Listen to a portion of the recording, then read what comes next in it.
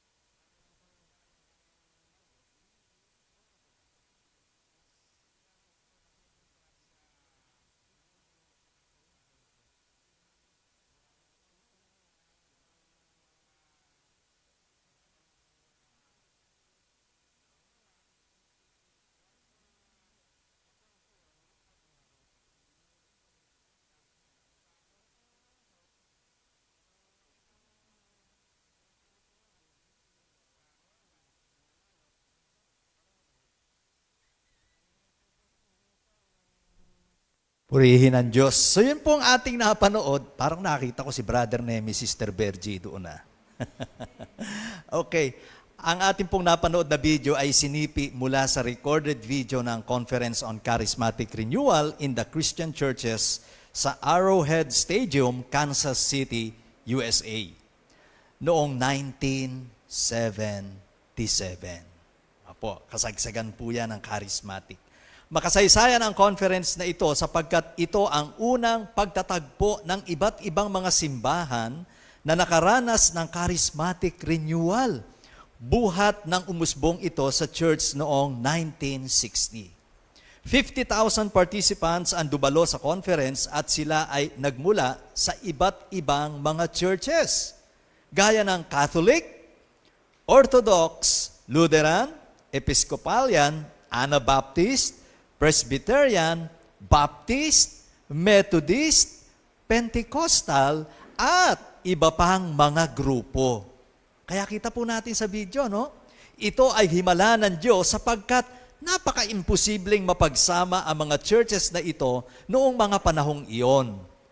Tanging ang banal na Espiritu lamang talaga ang kayang magsagawa ng pagkakaisang ito.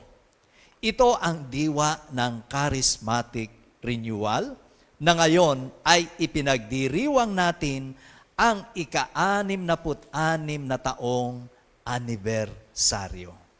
Okay? Ang salitang charismatic ay nagmula sa salitang charisma na ang ibig sabihin ay gift of grace o kaloob ng biyaya. Hindi ba't kapag tayo po ay nag-LSS, Life in the Spirit Seminar, ipinapaliwanag po yung kahulugan ng charismatic. Opo, at bukod nga po roon, meron pong 3 paghahati yan eh. Charis, tsaka charisma. So, char means joy. Opo. Charis means grace. And charisma means gift. Okay. So, may nagtanong naman, may natira, brother. Ano yung natira? Yung tik o atik. Ano pong ibig sabihin nun? So, ang sabi nga, si Brother Nemi ang nagsabi nito eh. Ang charismatic ay maatik. Joke mga kapatid, ano po. So, ibig sabihin talagang, yes, ang ating pong kalalagayan bilang charismatic ay kaloob mula sa Diyos na nagbibigay ng kapangyarihan sa isang mananampalataya upang makagawa at makaambag sa gawain ng Diyos. Okay? Ibig sabihin, iginagawad ng Diyos at ang iba't ibang spiritual gifts o mga espiritual na kaloob sa isang believer upang siya ay makalahok sa paglilingkod sa church tungo sa ikalalago at ikatitibay nito. Sa pamamagitan ng spiritual gifts ay maisa sa katuparan ang layunin ng Diyos sa kanyang iglesia or church. Bawat Kristiyano ay may Holy Spirit. Amen?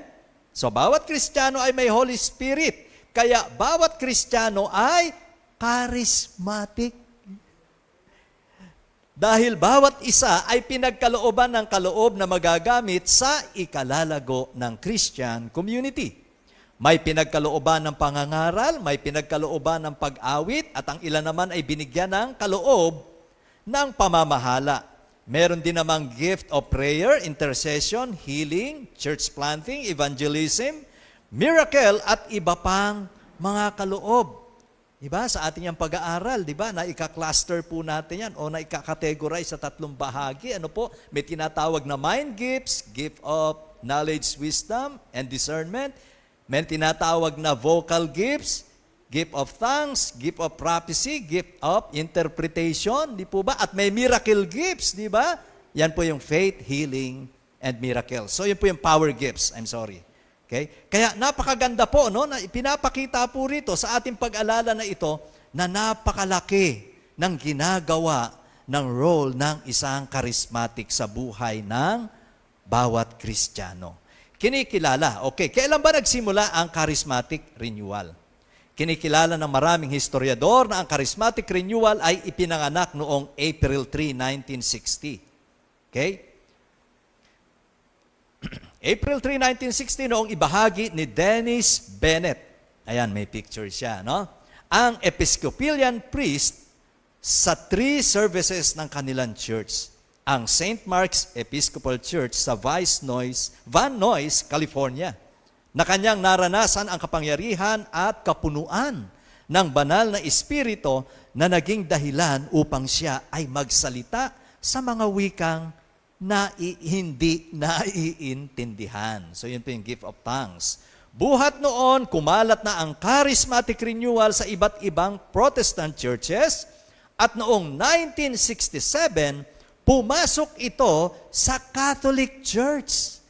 So ito po sa part ng orientation ng LSS, binabanggit ito ni Brother Nemi, na meron pong mga propesor at mga estudyante sa Duquesne University, Pennsylvania, USA, na kung saan sila po yung nag-retreat at pinagnilayan nila yung Acts chapter 2, yung Pentecostes. No po? At doon ay naranasan nila ang pagkilos ng Espiritu Santo. Napuspos po sila. At buhat noon, sabi nga po, ay yun, nabuo yung tinatawag na Catholic Charismatic. At ang God's people po ay ganoon ang pasimula. Naalala po ninyo? God's people, Catholic Charismatic. Okay. So, pumasok ito sa Catholic Church, kaya hanggang ngayon ay may tinatawag na Catholic Charismatic. Early 1970s, noong ito naman ay maramdaman ng mga Anabaptist churches. Okay? Taong 1962, noong simulang tawaging charismatic ang kilos na ito ng Espiritu. Isang Lutheran pastor na ang pangalan ay Harold Bredesen ang nagbansag nito. Okay. Ano-ano ang naging bunga ng charismatic renewal sa mga simbahan? So mabilis lang po ito. Number 1, aktibong pagkilos ng banal na Espiritu. Amen. Mas may kamalayan ngayon ang mga churches sa moving presence ng Spirit. Andun yung expectation na may gagawin siya sa pagtitipon na maaaring makita sa mga spiritual gifts gaya ng anointed preaching, work of miracles, speaking in tongues, at personal transformation. Okay? Pangalawa, hindi lang aktibong pagkilos ng banal na Espiritu, mas buhay na pagsamba. Yun po kasi ang hinahanap noon ng mga estudyante sa Duquesne University na maranasan nila ang personal encounter sa Panginoon. Opo, hindi sa kung ano, hindi sa pagtupad sa relihiyon at kung ano pa mang ritual, kundi yung personal encounter with Christ upang maranasan ang mas buhay na pagsamba. Ang charismatic renewal ang nagdala ng church ng praise and worship na pinamumunuan ng isang banda na kadalasan ay masigla ang tugtog o di naman kaya ay expressive.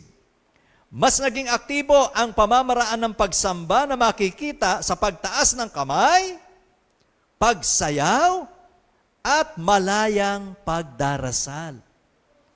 Sa early days nito, sumikat ang mga awiting, ayan na, this is the day, this is the day. Diba? Alive, alive, alive forevermore. The joy of the Lord is my strength. I'm free, I'm free, I'm free to be the servant of the Lord. Not by might, nor by power, but by my Spirit, says the Lord. Sa Pilipinas, si Jesus ang lahat sa buhay, kung kaya may saya. Yan po ang mga basic charismatic songs. Opo, no?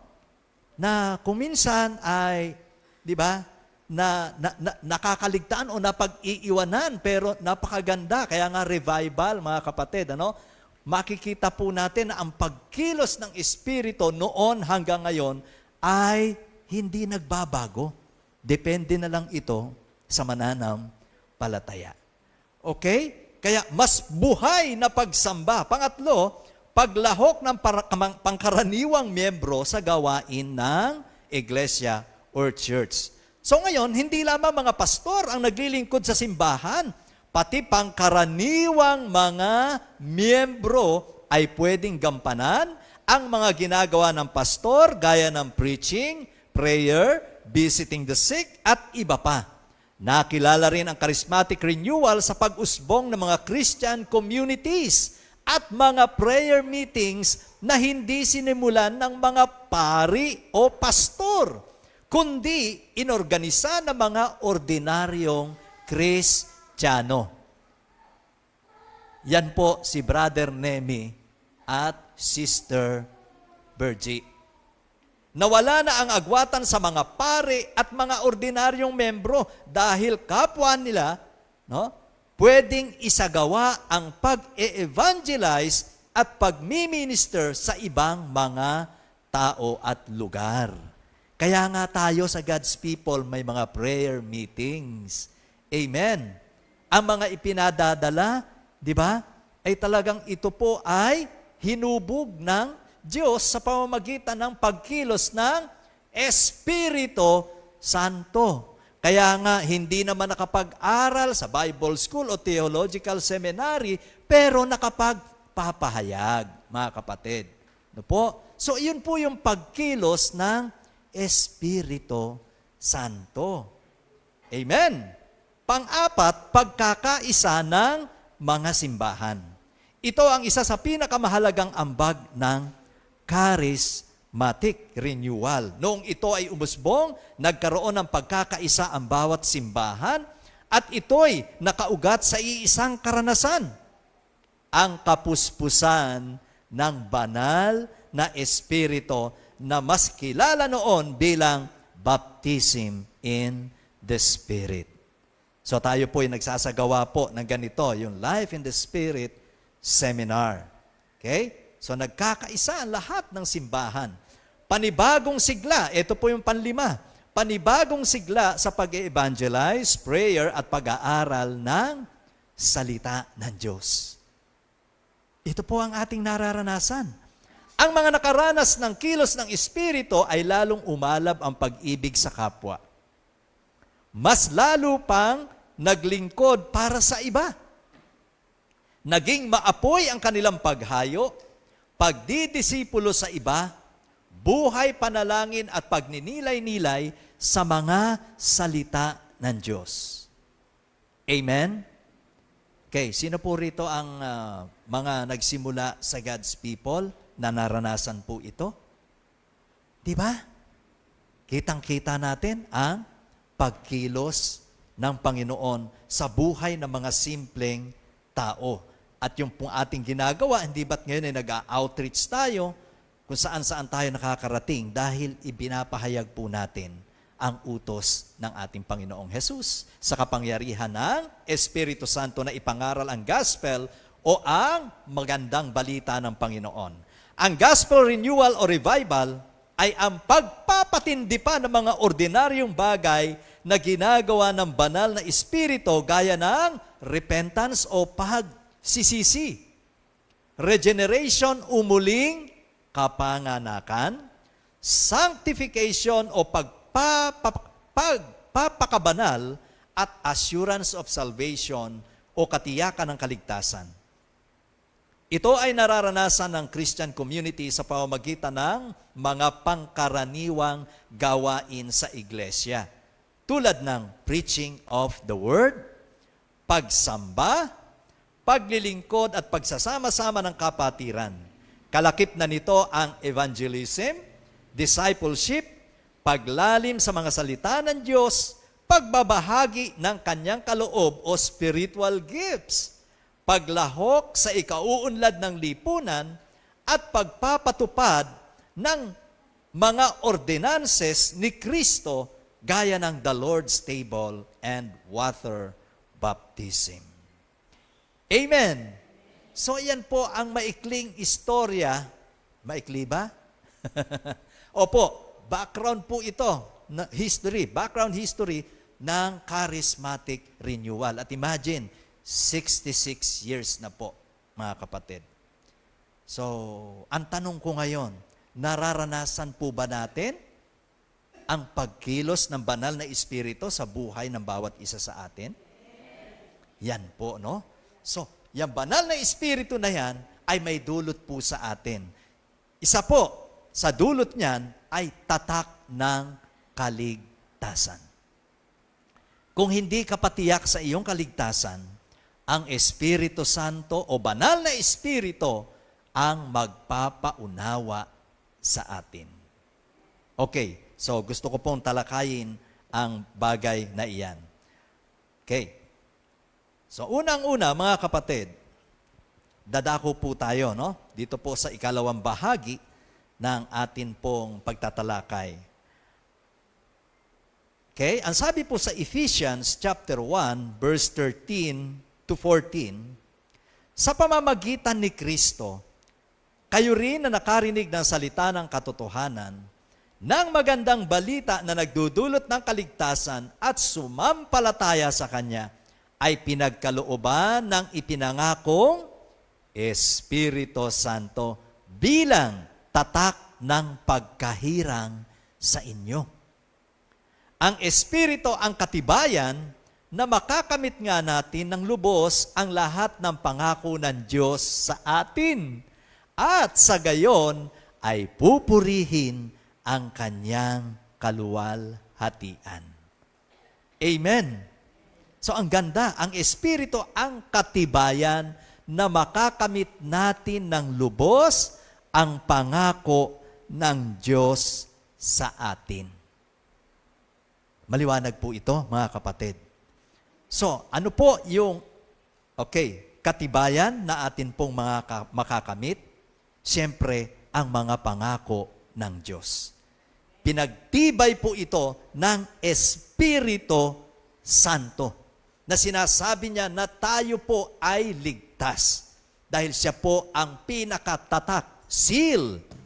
Opo, pag sinabing seal, authenticated yan. Original, totoo. Sa panahon po natin ngayon na tinatawag na napakaraming fake. Amen? Fake news, fake believers, fake money, fake, ang daming fake. Okay. Pero ang Panginoon, hindi po peke. Okay? Bakit? Dahil ang Espiritu Santo mismo ang magpapatunay unang-una, mga kapatid, na tayo po ay pag-aari ng Diyos. Kaya tiyak ang kaligtasan dahil tayo ay pag-aari ng Diyos. So ang sabi ng 1 Corinthians 6:19 and 20, binili tayo sa malaking halaga. Hindi ba ninyo alam na ang inyong katawan ay templo ng Espiritu Santo na nasa inyo at ipinagkaloob ng Diyos sa inyo? Hindi ninyo pag-aari ang inyong katawan. Sapagkat binili na kayo sa isang halaga. Kaya't gamitin ninyo ang inyong katawan upang maparangalan ang Diyos. Sino daw po ang may-ari ng ating katawan? Diba? Ang Diyos. Bakit? Dahil nananahan sa atin ang banal na Espiritu, ang Santong Espiritu. Okay? Kaya, kung nananahan ang Espiritu Santo sa ating katawan, diba? Ipinapakita nito, mga kapatid, na tayo ay pag-aari ng Diyos. Kasi kung hindi natin tinanggap si Kristo, hindi tayo pag-aari ng Diyos. Nung pinapasok natin si Kristo sa ating puso, sa ating buhay, yun po ang pasimula na tayo po ay pag-aari ng Diyos. Hindi ba't sa isang lugar, kaya nga dyan sa labas may nakalagay, no trespassing. Bakit? Hindi mo naman pag-aari yung lugar na yon. Bakit ka pumapasok? Hindi ka naman pinapasok ng may-ari. Tama po ba? Okay? So ngayon, sa ating buhay, ang tingin natin noon, tayo ang may-ari sa ating buhay. Pero nung tayo ay nagsuko ng ating sarili, ng ating buhay, sa pamamagitan ng pagsisisi at pagtalikod sa kasalanan, pinapasok natin si Kristo. Binili niya, ang sabi ron, binili niya tayo. Amen. Kaya pag binili ka, ikaw pa ba ang may-ari? Hindi na. So ang binili sa atin ay ano? Isang halaga na sinasabi roon. Ano po yun? Yun po ang dugo ni Kristo. Na po? Na kung saan, nakita po natin na atin pong pinagnilayan, pinagbulay-bulayan noong nakaraang linggo, ang kamatayan ni Kristo. Lahat ng ating mga kasalanan ay Kanyang dinala sa krus. Amen? Bilang handog. sa ating mga kasalanan. John 1:29, siya ang kordero ng Diyos na nag-aalis ng kasalanan ng sanlibutan. Kaya, kung pag-aari tayo ng Diyos, ano ang turing ng Diyos sa atin ngayon? Anak, very good. Sige po, tingnan po natin sa Romans 8, verse 14 to 16, ang ganda po ng sinasabi. Ang lahat ng pinapatnubayan ng Espiritu ng Diyos ay mga anak ng Diyos. Sabihin mo sa katabi mo, ikaw ay anak ng Diyos.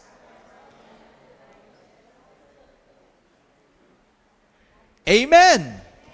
Praise God! Sapagkat hindi espiritu ng pagkaalipin ang inyong tinanggap upang kayo'y mamuhay sa takot.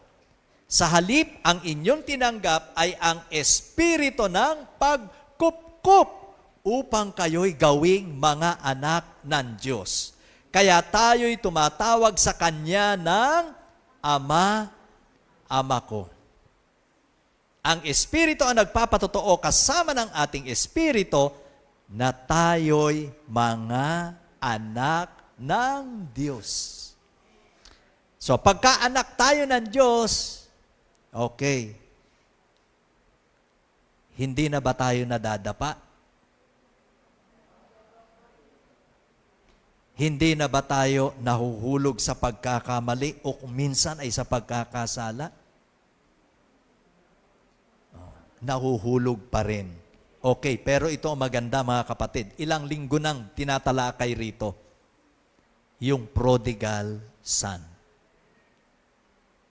Nahulog, nagkamali, nagkasala. Itinakwil ba siya ng tatay niya? Hindi eh. Bakit? Dahil anak. Anak eh. Kahit gaano kasama yung anak mo. Sabihin ng mga tao, ay, kriminal yan. Tanungin mo yung nanay, kriminal ba yung anak mo? Hindi. Diba? Anak mo yun eh. So tayo bilang anak ng Diyos, nagkamali man tayo, katulad ng ama sa prodigal son, malayo pa nakaabang, dalawang kamay, nakabukas, at anong ginawa? Tumakbo at niyakap yung anak. Hindi sinabi nung tatay na, ikaw kasi, hiningi-hingi mo pa yung anak, kaya nagkaganyan-ganyan ka eh. Ikaw kasi, hindi ganun. Di ba? Bilang anak, inutusan ka agad yung mga alipin, kunin ang singsing at ilagay ang balabal at magkatay ng pinakamatabang tupa. Grabe, no? Nagsaya. So kung tayo po yung nagkakamali, balik tayo sa ama. Anak tayo eh. Kaya kahit anong mangyari, anak ka. Sabihin mo sa katabi mo, kahit anong mangyari, anak ka ng Diyos. Praise God. Yun po yun. Kaya tiyak ang kaligtasan. Dahil tayo ay may tatak, binili tayo ng kanyang banal na dugo upang maituring na kanyang anak. So napakaganda po nito mga kapatid. Sabi nga ng Hebrews, hindi nga sinabi sa mga anghel na sila ay anak eh. Pero tayo, sinabi ng Diyos na anak. Grabe ano? Okay, so yan po ang unang punto na kung saan ang banal na Espiritu ay nagpapatunay na tayo ay pag-aari ng Diyos. Praise God. Pangalawa, ang banal na Espiritu bilang tatak ng kaligtasan ay garantiya ng ating, everybody say, mana. Ang sarap, ano? Ang sarap pakinggan kapag ikaw ay tagapagmana. Di ba? Hindi pa man namamatay yung, halimbawa, magbibigay ng mana sa'yo, excited ka na eh. Di ba? Ganon eh. Dahil alam mong ikaw ay, yes, tagapagmana. So ang Espiritu Santo, sinasabi niya kahit anong mangyari, tagapagmana ka. Manatili ka lang sa Panginoon. Amen? Manatili ka. So unang-una, ang sabi sa Ephesians 1:13 and 14, nabasa po natin kanina, no? Yan na nga po yun. Sa pamamagitan ni Kristo, kayo na rin nakarinig ng salita ng katotohanan ng magandang balita na nagdudulot ng kaligtasan at sumampalataya sa Kanya ay pinagkalooban niya ng ipinangakong Espiritu Santo bilang tatak ng pagkahirang sa inyo. So gusto ko pong ituloy doon po sa Galatians chapter 4, verse 6 and 7. Okay, sinasabi po riyan, garantisado ang ating mana.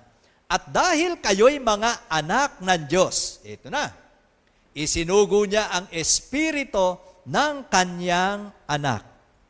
Sino po yung anak? Si Jesus. Sa ating mga puso na tumatawag sa Diyos ng Ama, Ama ko. It speaks of our personal relationship with the Lord. Pag tayo po yung nagdadasal, sinasabi ba natin yung pangalan? Pagka tinawag mo ba yung, ikaw anak, pag tinawag mo yung tatay mo, pangalan ng tatay, Pedro, pengi akong baon. Ganun ba? Di ba ang tawag mo, tatay? Papa? Daddy? Amen? Kasi nga, meron kayong respeto at personal. Intimate relationship. So, ganito po. Kaya tayo ay makakatawag ng Ama, Ama ko. Kaya sabi ni Kristo, sabi ng mga alagad, Panginoon, turuan mo nga kaming manalangin. Anong unang binanggit ni Kristo? Ama namin. Okay, tuloy po natin. Verse 7, ginawa na kayo ng Diyos na mga anak at hindi na mga alipin. At kung gayon, eto na, kayo'y mga tagapagmana niya. Okay, ang alipin, walang mana. Alipin kay. Pero ang lehitimong anak, tagapagmana. So, paano tayo naging lehitimo? Dahil kay Kristo. So, yun po ang sinasabi ng Espiritu Santo sa atin. Po? Kaya nga ang ating pangalan ay nakasulat saan? Sa aklat ng buhay. Diba? Dahil tayo po'y tagapagmana ng ano? Ng buhay na walang hanggan. Kaya nga pagdating ng araw, sa huling paghuhukom, pag hindi nabanggit ang pangalan mo, saan ang iyong tungo? Wala na pong court of appeal doon. Final na po iyon. Hindi na pwedeng mag-apila. Di ba? Ano sabi ng Matthew 7:24? Panginoon, Panginoon, papasukin niyo kami. Anong sabi ng Lord? Lumayo kayo sa akin, sapagkat hindi lahat ng tumatawag sa akin, Panginoon, Panginoon, ay papasok sa kaharian ng langit, kundi yaon lamang sumusunod sa kalooban ng aking Ama na nasa langit. Ang tanong, ano po ang kalooban ng ating Ama sa langit? Ang sabi po ng Bible, in the book of John, may binabanggit po roon, ang kalooban ng Ama ay sumampalataya kayo sa sinugo niya. Sino po ang sinugo ng Ama? Si Jesus. Kaya ang lahat ng sumasampalataya kay Jesus, anong sabi sa ating prophetic message kanina, John 11:25, 26, di ba? Ay may buhay na walang hanggan. Kahit na siya ay mamatay, siya ay muling bubuhayin upang magpamo ng ipinamanang buhay na walang hanggan. Nandiyan po yan sa Revelation chapter 20, verse 14 and 15. Ang mga hindi nakasulat ang pangalan sa aklat ng buhay, saan itinapon? Itinapon sa lake of fire. Lawang apoy. From everlasting to everlasting, yon ang kaparusahang, daranasin. Ayaw ng Lord. Kaya nga 2 Peter chapter 3 verse 9, ano sabi roon? Binibigyan niya ng pagkakataon ang lahat na makapagsisi sapagkat hindi niya nais na kayo ay mapahamak. Amen. Kaya mga kapatid, isang napakagandang katotohanan na sinasabi ng Espiritu Santo sa atin, garantisado ang ating mana. Amen? Sabihin mo sa katabi mo, huwag ka malungkot. Tagapagmana ka ng Diyos. Amen. At darating tayo, bandang huli, sa huli, opo. Pag tayo po ay nag-reunion na, di po ba? Nag-reunion tayo sa langit. O, kita na natin ang ating mamanahin doon. Ano po ang sabi ni Jesus? Manalig kayo sa Ama at manalig din kayo sa akin. Sa bahay ng aking Sama ay maraming mansyon. Amen! Pinag-aralan natin yan, di po ba? Kung hindi gayon, ako'y pupunta roon at babalik. At kapag naipaghanda ko na kayo ng matitirahang mansyon, ako'y babalik at isasama ko kayo kung saan ako ngayon naroroon. Ang ganda, mga kapatid. Kaya, yes, dito habang tayo nasa lupa, gusto natin, syempre, may maganda tayong bahay o tahanan. Pero, mga kapatid, hindi naman lahat ay pinagkalooban ng ganyan. Subalit, kung ikaw ay anak ng Diyos, sigurado na yung mana mo na mansyon sa langit. Amen. Praise God. Thank you, Lord. Purihin ang Diyos. And finally, mga kapatid, pangatlong aspeto, ang banal na Espiritu bilang tatak ng kaligtasan ay nagbibigay ng bagong buhay. Amen. Bagong buhay. Bakit? Sapagkat ang banal na Espiritu ang naghugas sa ating mga kasalanan upang maipanganak na muli. Okay, bakit ba tayo kailangang ipanganak na muli? Kasi lahat po tayo ay nagkasala. Ang sabi ng Bible, ang ipinanganak sa laman ay laman. Ang ipinanganak sa Espiritu ay Espiritu. So tayo pong lahat ipinanganak sa laman. Okay? Kaya kailangan din naman nating maipanganak sa Espiritu. Sa pamamagitan ng Espiritu Santo. Kaya tingnan natin ang sinasabi po, dito po sa Titus chapter 3 verse 5, iniligtas niya tayo hindi dahil sa ating mabubuting gawa, kundi dahil sa kanyang habag sa atin. Tayo'y iniligtas niya sa pamamagitan ng Espiritu Santo na naghugas sa atin. Ganda. Upang tayo'y ipanganak na muli at magkaroon ng bagong buhay. So sino raw po ang naghugas sa ating mga kasalanan? Ito po'y sa pamamagitan ng Espiritu Santo. Kaya may tinatawag na regeneration, revert, born again, sa iba, renewal. Okay, so, ang pagiging born again o ipinanganak na muli, hindi po ito pangalan lamang ng isang sekta. Ginamit lang kasi nila ito eh. Ito po'y isang karanasan na dapat maranasan ng sinasabing siya ay Kristiyano. Hindi ka tatawaging Kristiyano kung hindi ka dumaan sa ganitong proseso. Dahil ang sabi ng Bible, John 3:3, huwag kayong magtaka. Ang lahat ay kailangang ipanganak na muli. Whether you are a Catholic or Protestant, you must, yun ang sabi ng John 3:3, be born again. At mararanasan natin yan, at alam ko naranasan na po natin, na tayo na ipanganak na muli upang magkaroon ng bagong buhay. So iba na mga kapatid, ano? Iba na ngayon ang buhay natin. No? Tayo po'y may Espiritu Santo na kung saan kitang-kita po natin yung pong pagkilos niya. Dito mo po malalaman ang Espiritu Santo na kumikilos sa iyo. Kapag ka ikaw ay takot nang gumawa ng pagkakasala. Opo. Di ba? Dati, mabilis kang magmura. Pero ngayon, hindi na. Pwera na lang pag nabibigla.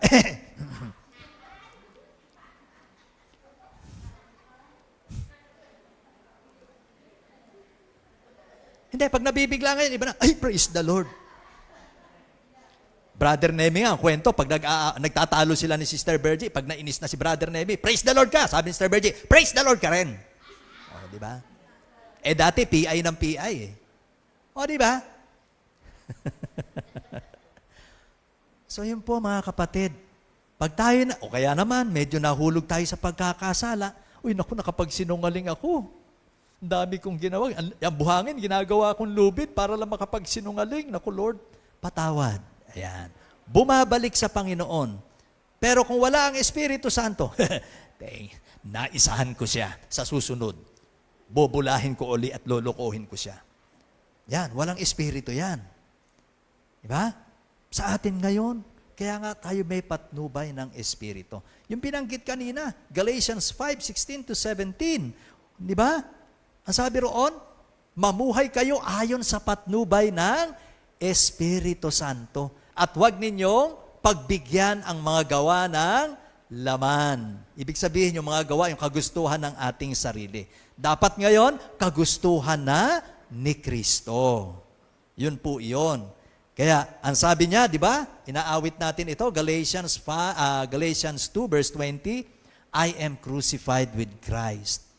Ako'y ipinako ng kasama ni Kristo. Kaya't kung ako man ay nabubuhay, hindi na ako ang nabubuhay, kundi si Kristo na nag-alay ng kanyang buhay para sa akin.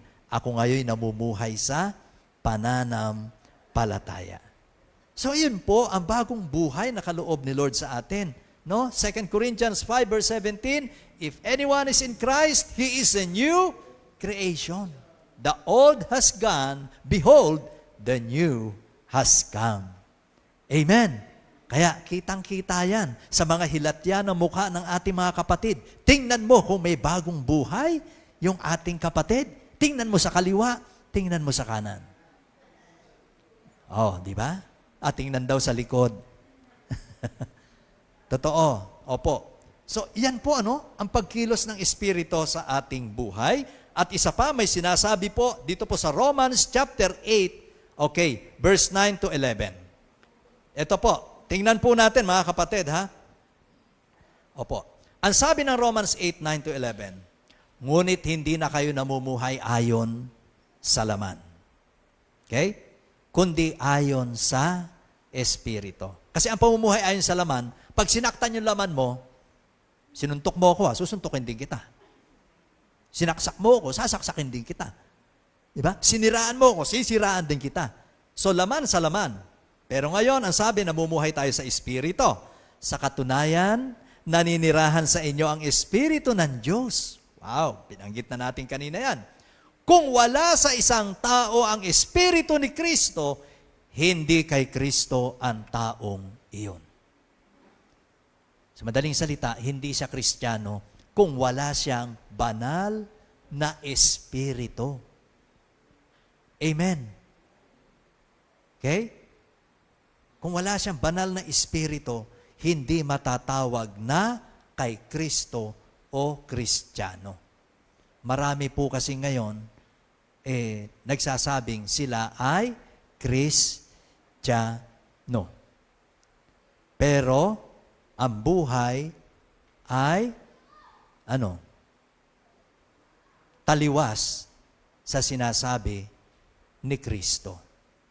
Paglinggo, nasa simbahan ang mga tunay na Kristiyano. Ang mga peking Kristiyano, nasaan? Naroon din kay Kristo. Saan? Ay, sabungan daw, sabi nila. Naku po. Diba? Yung mga babaero na kay Kristi, kuno. Diba? So, marami po mga kapatid. Pero ang sabi rito, kung wala sa isang tao ang Espiritu ni Kristo, hindi kay Kristo ang taong yon. Kaya mahalaga po na tayo po ay namumuhay ayon sa patnubay at kapuspusan ng Espiritu Santo. Tuloy po natin. Ang sabi ng verse 10, ngunit dahil naninirahan sa inyo si Kristo, mamatay man ang inyong mga katawan dahil sa kasalanan, okay? Makasalanan na naman eh. Ang Espiritu naman ninyo ay buhay. Okay? Sapagkat itinuring na kayong matuwid ng Diyos. Masakit tanggapin ko minsan ang koreksyon. Masakit sa laman. Amen? But it will heal your soul. Hallelujah. Diba? Kung minsan, may mga pagtutuwid na ginagawa ang Diyos sa atin, masakit tanggapin sa laman, pero ang maganda, natututo pong maghilom yung ating kaluluwa. Bumabalik tayo sa Diyos. Ibig sabihin, nadidisiplina tayo ng Panginoon. Kaya, mamatay man daw ang ating katawan dahil sa kasalanan ng Espiritu naman ninyo ay buhay sapagkat itinuring na kayong matuwid ng Diyos. Verse 11, ito po mga kapatid. Sabay-sabay po tayo magbasa. Kung naninirahan sa inyo ang Espiritu ng Diyos na siyang bumuhay, siya ang muling sa inyong kamatayan sa pamamagitan din. Praise God! Palakpakan natin ang Panginoon.